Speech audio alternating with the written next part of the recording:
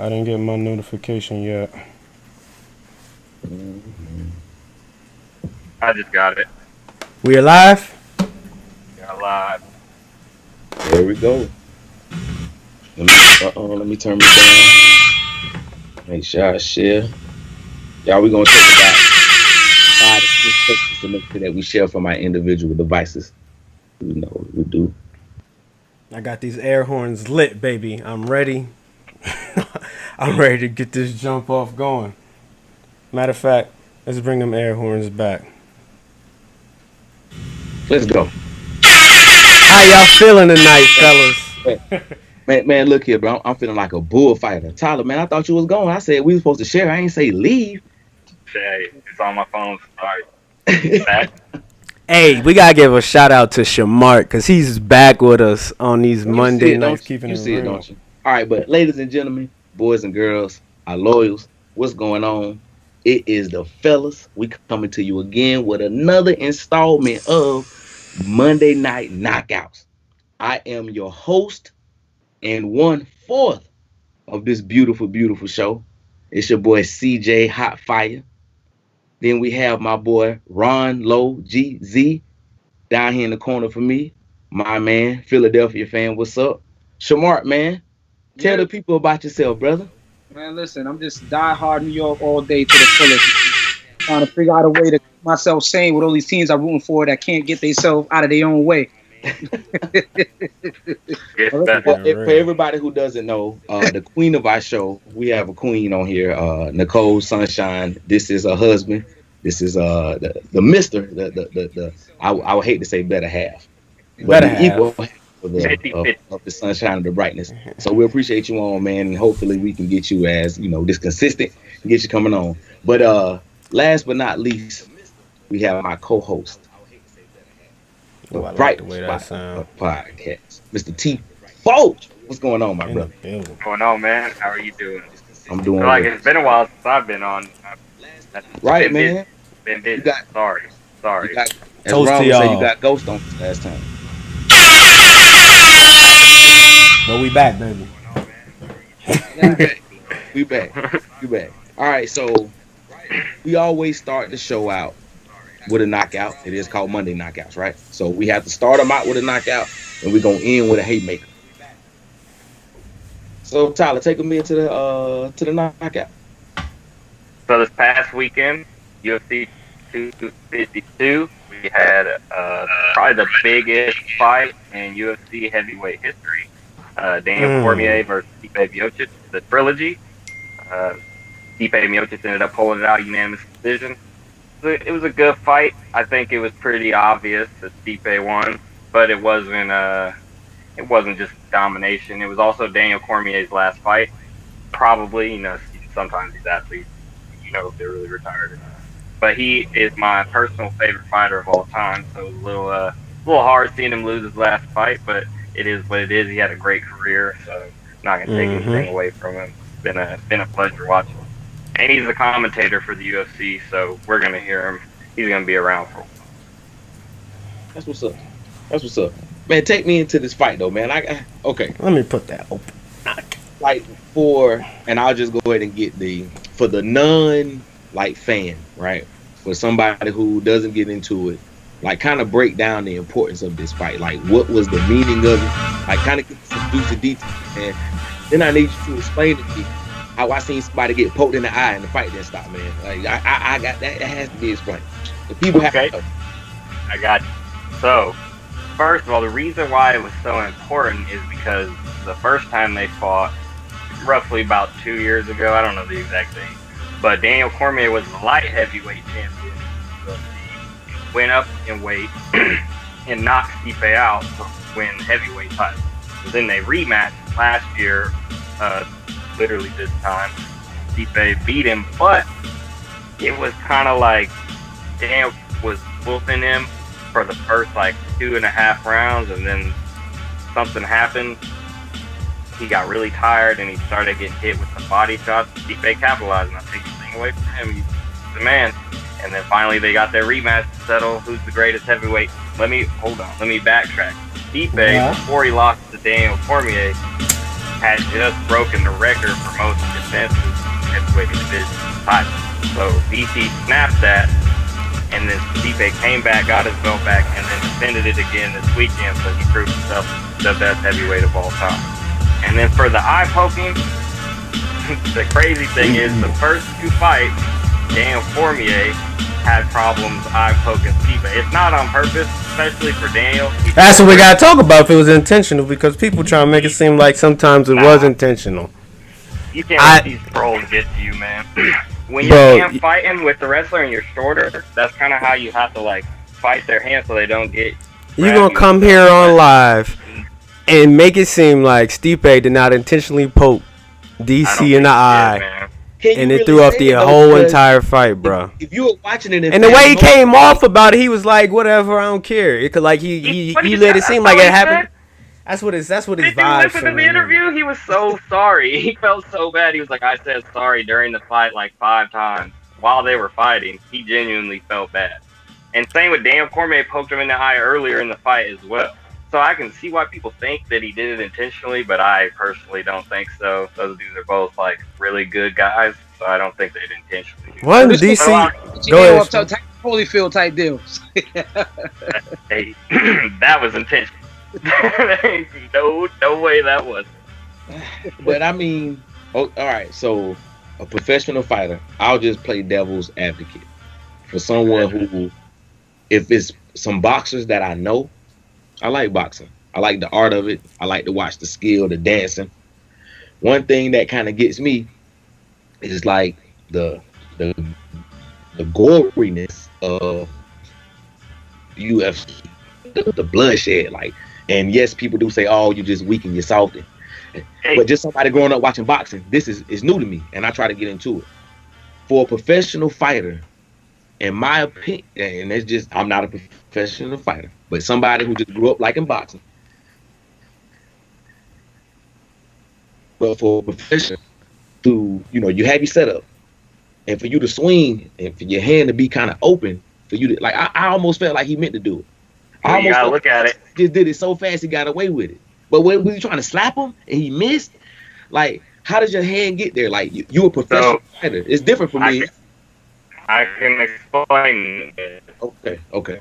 First of all, I mean, I'm not calling you dumb. Boxing gloves have no fingers. Yeah, right. No fingers. I'm completely an idiot when it comes to He called you dumb, my nigga. So that's one thing. CJ did be saying some dumb shit. It's like a very obvious thing that I was about to say. Yeah, well, I know the boxing glove is closed, but I'm saying exactly. So professional here, I'll explain this though. They know not to poke in the eye. So the thing about UFC and MMA in general is they wrap your wrist and stuff heavily, and then they put these gloves on that aren't really designed very well, to be honest, and they can only close their hands so much, like probably like this maybe. But it looks like it's a fist. I mean, it is a fist still, but they can't really close it. So it's like they really have to focus on closing their hands, which, in boxing, you're probably like, you're not really focusing on just like keeping your fingers. Like, it's not something you really think about. And in sparring, they're using boxing gloves. So they're already used to that. And it's just something, I think they just need to get better designs on the gloves. There is some coaches out there that have some, but the UFC's kind of hard-headed and they want their own. They want to own that instead of just letting him kind of help them. Business, it is what it is. Hopefully they figure something out, though, because that eye poke was really bad. And it messed up the entire fight. The ref tweeted, and he apologized to Dan Cormier, so he missed that one. It's hard to see everything. And the reason, I don't know if you guys heard, but he was like, you got punched in the eye, just sit down. The ref told him that when he was complaining. Back in December, there was a fight, Kamaru Usman versus Colby Covington. Kamaru Usman punched the dude in the eye, and he was like, oh no, they poked me in the eye. He did not get poked in the eye. So, as a referee, just because someone's complaining about it, you can't really, unless you didn't really see it. Exactly. And if you go back and watch it live, like, I was complaining about it at one point, and, Tyler, you tightened me up. You told me you was like, when you got ref, you're watching it live. So I needed to watch it live in real time. And it was like, if you really hard. Yeah, unless you was right up on it, you wouldn't want to see it. probably when these referees get all this flack, it's like, all right, man, it's kind of hard. They're trying to look for a lot of things at once. But that is their job, so we got to hold him accountable. But he apologized, but he's probably the best referee. Not many problems with that. Same referee, though, in that fight I was telling you about. So he's probably like, oh, yeah, you got poked in the eye. Yeah, sure. You just got the block knocked off. You guys, man.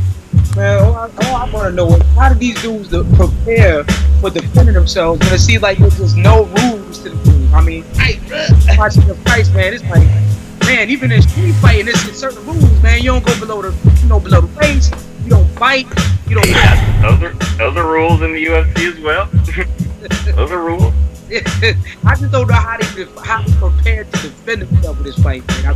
That's why it's so amazing. I think you have to learn to start to appreciate the art of the different type of martial arts that they use, whether it's jiu-jitsu or Krav Maga. Everybody got their different style, and all the different grapplings and everything. And once you get a vibe for them, you kind of appreciate the art a little bit more, even though, yeah, they do get a little bit wild out there. Especially the wrestling and grappling aspect of it. It may not be the most fun to watch, but if you really think about it, like grown-ass men, like, you got to get another grown-ass man off of you. That's pretty hard. So, I like Shamar, you ain't wrestled back in high school? Yeah, nah, man, I just saw basketball, man.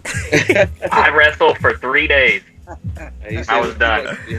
Hell no. Hell no. I put a belly to back suplex somebody like I saw in WWE, and I slipped and my body just went flat. I went to the trainer and I never went back. Damn. Once I realized, I appreciate them though. Once I realized that WWF at the time, and I know it's WWE now, was fake. I was done with wrestling. I didn't care what kind of wrestling it was. It could have been Olympic style, pro style, or whatever it is. But with that being said, fellas, we're going to switch gears, right? Let's go to the NBA. That's what we're here for. That's what we all love. That's one thing that brings us together. So, let's talk about the season. Let's wrap it up. And, one of the first things that we got to do when we wrap it up is we got to pick an MVP. Who is the best? Shamark, I'm going to start with you, man. Who is your MVP for the bubble? Oh, Dame all the way, man. This dude averaged like 37 points. The team was 6-2, I believe. I mean, the guy was dropping 40 and 50 points like it was nobody business. Put the team on his back. They got in with that amazing victory against Memphis. I mean, I feel for the Lakers fans, even if they win. They definitely coming out that series with a couple of scrapes and bruises because that's a dog team. They got a dog at the point guard. Usually the dog is in the backcourt, out in the front court. They got a dog in the backcourt, man. But Dame, he wasn't having it. I love the whole, thing with the, issue with the Clippers and him sweating them with, with him knocking them out in the playoffs in the years past. I don't know how you could vote for anybody but Dame, man. That dude was just a monster. His whole pup carried that team on his back. T-Foes, what's up, man? What you got? I think you hit the nail on the head, honestly. Damian Lillard, you can't really argue. Like, he had like 40, 50-point games, multiple, and he is the reason they got into the playoffs. Like, I mean, granted, there's team around him, but still, he's the reason. You can't knock him for that. Playing game, play crazy. Stepped up when it counts. He's the definition of like a blood player. Mr. Low Z, keep me honest, man. Come on. Keep us honest. Low G's in the building. Let me let these air horns go off. There was a travesty that happened in the NBA. Oh, you on the soapbox, y'all. Let's get it.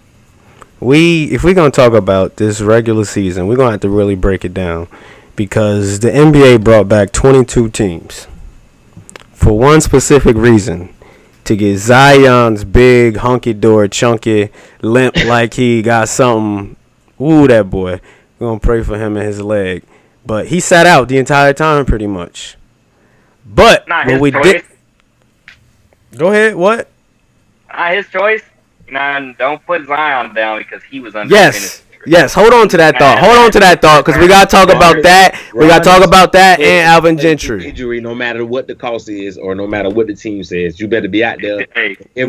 I expect you to play depending on what's on the line. So T-Foch, hold on to that because we got to talk about that and Alvin Gentry. But Pelicans completely fell apart. So did the Memphis Grizzlies. Shout out to Jaren Jackson Jr. Hope that ACL get better. That hurt. But the Phoenix Suns, Devin Booker came and led, and DeAndre Ayton showed up averaging 20-something, 10 rebounds every game, looking like the number one pick he was supposed to be despite being picked before Luka. And Devin Booker showed out. His numbers wasn't good as Dame. He ain't averaged 35, but he averaged 30. Just as much assists, just as much rebounds, and led his team. And what did they do? They beat 7 out of 8 playoff teams. Went 8-0. Book had the best shot of the playoffs on Paul George. And they ain't put no respect on that man's name. They didn't make it till they got a chance to play into the playoffs. How easy to say, Phoenix, y'all playing against Memphis before one of y'all play against Portland. How are we just going to completely ignore D-Book? I just got to put some respect on my man's name. So you saying Devin Booker is your bubble MVP? You said all that to say that, right? Because that's the perfect segue into the next segment of our part of our NBA chat. I feel like Devin Booker should be MVP, and the Phoenix Suns should have got an opportunity to play the Memphis Grizzlies before anybody played the Portland Trail Blazers Sunday night. But I'm not the commish. I don't run things. Okay. So I do agree with you strongly that the Suns should have gotten an opportunity to play, but I do not agree with your pick with MVP. You can't be the MVP if your team does not make the playoffs. I'm sorry, it just is what it is. I hate the rules. I hate how they was drawn up. So when it come down to it, man, I got to give Dame Dollar his credit. A humble superstar who just wanted to do it the right way, man. So you got to give it to Dame. What he did for his team and Wood and them boys the victory. Even watching the last game and seeing his teammates, because Dame still ball, but he wasn't playing his best game. Not at all. Not caring. See his teammates coming in, hey, but that shows a great player that even when the great player is not going to, not playing up to their standard, that everybody else just rises to the occasion. And that's just what Dame is building out there in Portland, bro. That's what separates him from Booker. You understand? Like, he's not there yet. He hasn't built that team yet. It just is what it is. I'm about to say it's easy. It's not easy to go out there and do what he does. But with that being said, they didn't make the playoffs. But Ron, I'm glad you said that, man. Perfect segue. And I'm gonna go back to you. Did the Suns get snubbed? Hell motherfucking yeah. Plain and simple. That's what I said. Shoot. It makes no. So you saying they should have played Memphis? The Phoenix Suns, after they won Friday night, and the Portland Trail Blazers won the last game to get into the playoffs, they should not have been packing up their bags after finishing up their season 8-0 to go home. They should have been there Saturday. It should have been an atmosphere where those three teams all got an opportunity to play. And I would have much rather see Phoenix Suns beat the Memphis Grizzlies and then Devin Booker take on Dame Sunday night. I don't know what they doing. Shamark, you disagree with that? I disagree, brother. This league is about money. This league is about ratings. Don't nobody want to see the Phoenix Suns go out there and get mopped up by the Lakers in the first round. They got plenty of time. The team is average about 18 years old. They got a bunch of young players. Listen, Damon has been in this league for a few years. Melo has been in this league for a few years. They got a couple of veterans on that team that deserve to be where they are. They worked for it. And at the end of the day, we all know that the show is LA and Portland. Come on, man. We'll have their time. Every team got to go through their moments. And every team got to go through their struggles to get to that next level. Phoenix will have a chance next year to prove that they belong with the big dogs, but they a JV team right now. They're just not ready for the big show. You know what?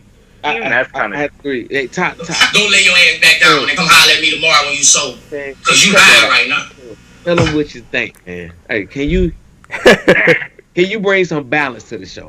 Come on, bring some balance. I definitely can bring some balance when it comes to this. Because I would say, I think that, one, the NBA really failed to capture some kind of like the team went 8-0. Damian Lillard was going on this crazy run. Just imagine them playing each other. Ratings probably would have been through the roof. But when it comes to deserving it, yes and no. You could say because the regular season matters. So that's why they're in that position. But I also think, something's not right. You invite a team that they go undefeated, they do everything they can do, and then they don't get in. Like, I get it, but I'm not going to lose any sleep over it. It would have been cool. I think they deserve to have a playing game, but I also can't look past the regular season. They should have played better in the regular season.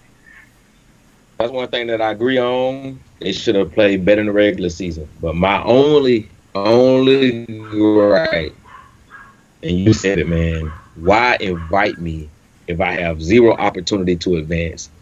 It's like I'm not risking, but obviously they're not getting sick, which is another reason why they are Dame Lillard's case. But I'm literally giving up my life. Like I'm leaving my kids, I'm leaving my wife, I'm leaving my family. Like I'm leaving everything behind to come in this bubble. And yeah, don't get me wrong, I am being paid handsomely. They are taking very, very good care of us inside this bubble. But for me, why would you even invite me in the postseason? Like, now I'm thinking, like, now that they're out, did the NBA say, okay, y'all got to go, y'all can't be in here no more? Like, it was just too much for me. I initially thought that every team that was invited had the opportunity to make the postseason. So that was just me. So I think just based off that, they got snubbed. You should have. I feel like the Suns would have played it differently if Devin Booker knew he didn't have a chance to make the playoffs. If the Suns organization knew, it would have been different. Teams would have played them differently too. Don't get me wrong. So they did face teams.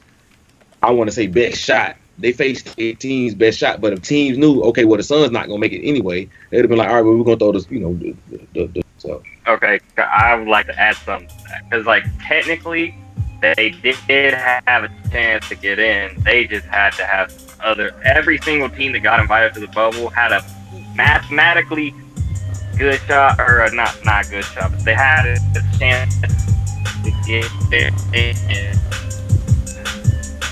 if other pieces fall the way that they just needed one more team to lose, and they would have been in that playing game. If the Trailblazers would have lost that game the night before, then they would have been in. So they were right there. So that's why they were playing so hard. They actually had something to play for. It just so happened that the Trailblazers won. Closed the door on. You turn that down a little bit, Ron. Oh, my bad. Ron like to put it on my do. I texted him already, man. I told him to turn it down, but he don't listen to me. Why ain't y'all just tell me? The only thing, I hear what you're saying, but if I come in and we go undefeated and I still don't make it, you can throw everything else. If I don't care who lost what, I agree. I won every time you put me up against somebody and they ain't make it. So I think that was dirty. All right, so we'll switch it up a little bit. All right, so I want to know, me personally, and you guys, y'all can correct me, y'all can agree with me. I think the NBA is the most progressive sports league on the planet. I think that the NBA has been doing it right for a long time. I have my opinions, I have my reasons why, but I know you all have. I like to tell Ron this, you all have forgotten more basketball than I know. So I want to hear y'all opinion. One, I want to hear your overall feeling on the bubble. How does this compare to like the regular season? Was it better? Is this something like, hey, we should look to do something like this in the future? And then I want you to kind of talk about how the NBA is the most progressive league out there. Tyler, I'm going to start with you. All right. Well, for the bubble, I think the bubble's been amazing. I mean, it was their, I'm not going to say only option, but definitely the best option. And it's proven. I mean, the one individuals that did get COVID, they were quarantined. They don't have it anymore. There's no COVID anywhere in the bubble right now, as far as I know, which is pretty good. And they're putting on great basketball. Like right now, I can't stop watching this game. But let's go. But it's been really good. I really have no complaints. It's been kind of cool seeing like all the YouTube videos, seeing behind the scenes. The players are a little bit more down to earth, I feel like, and I always enjoy seeing that stuff. But I have no complaints about the bubble. It's been pretty good, and the NBA is obviously the most progressive league out there.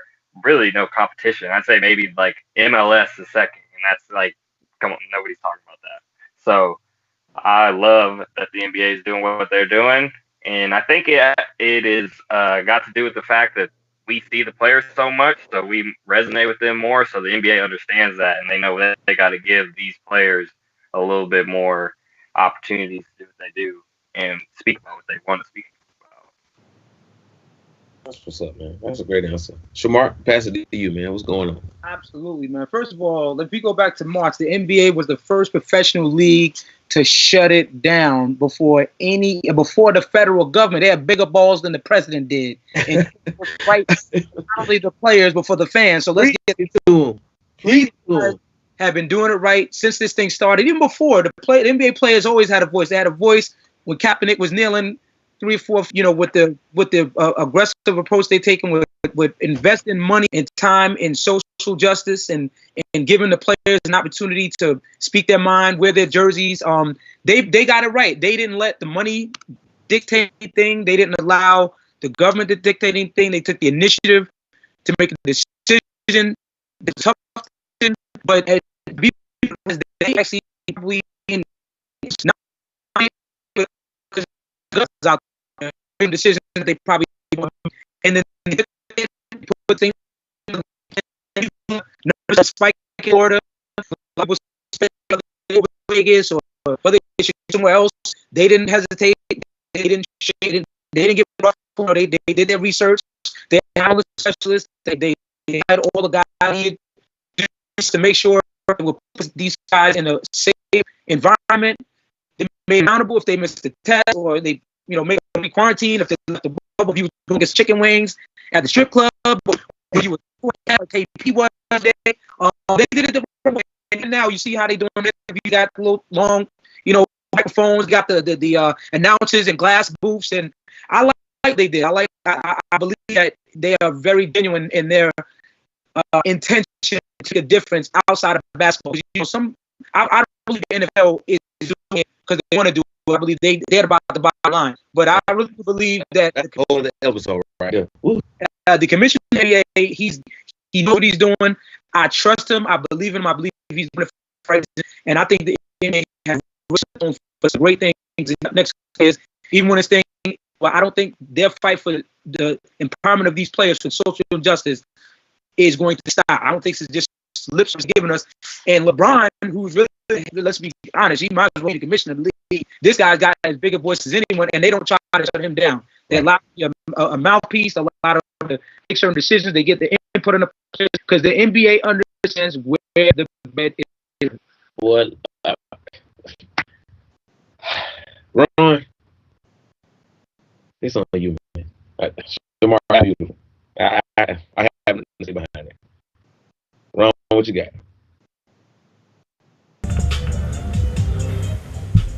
So, my music too loud? That background music? Y'all like it? No. You good?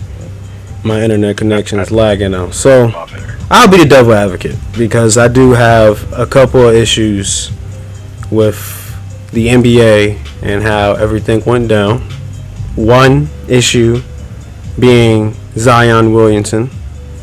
Second issue being Phoenix Suns. Third issue being the overall Black Lives Movement representation that they've put on. We all know that the NBA is the best league. That's a weak question, CJ. No shade throwing towards you.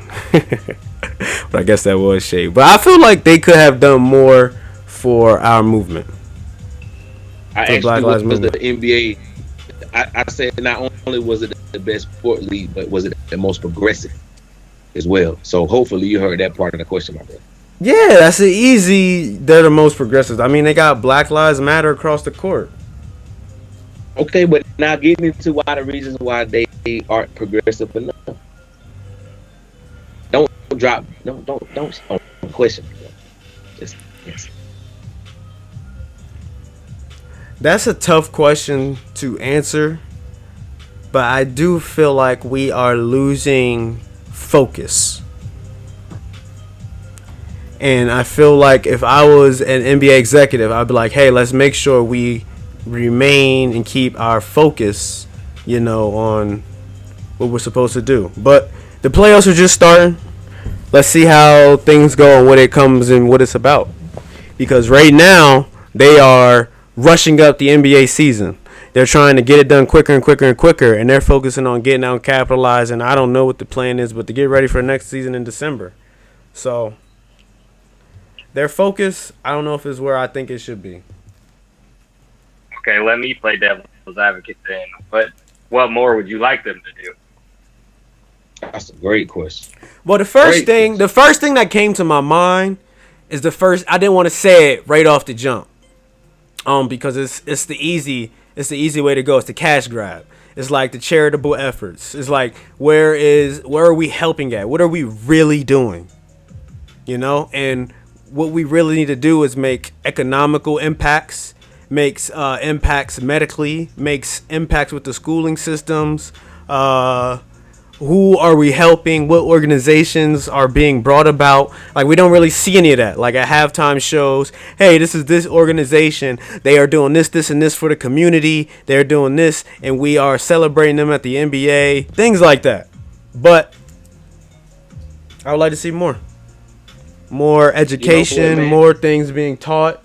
And I was very upset with LeBron James for not deciding to wear anything on the back of his jersey. But devil's advocate, just a lot of little things, little picky things. But everybody else really showed out. I want to get that Giannis equality jersey. He represented it. Go ahead, CJ. My bad. No, you good, man. You doing your thing, bro. I feel you completely. I think the NBA could have done more. You remember just a few months ago, and I have changed my opinion, but a few months ago, I told you that I didn't even want sports to come back. Right. Because I said that I feel like any sports I was going to. That's funny. We changed completely different directions. But yeah, and I do, and I listened to what you said. How the NBA was going to do it, and when I see, like somebody balling and they say her name, I know they mentioned it. So good to see that. Yeah, it did kind of get away. It's all. Is something to get your mind off of but then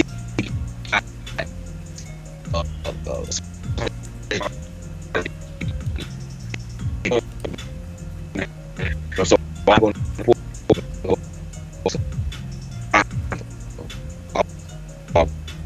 it's on the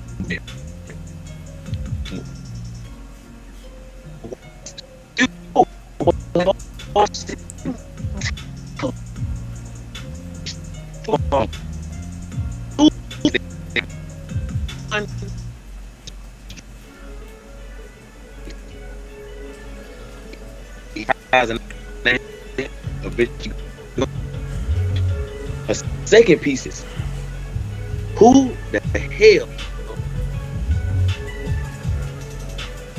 Jason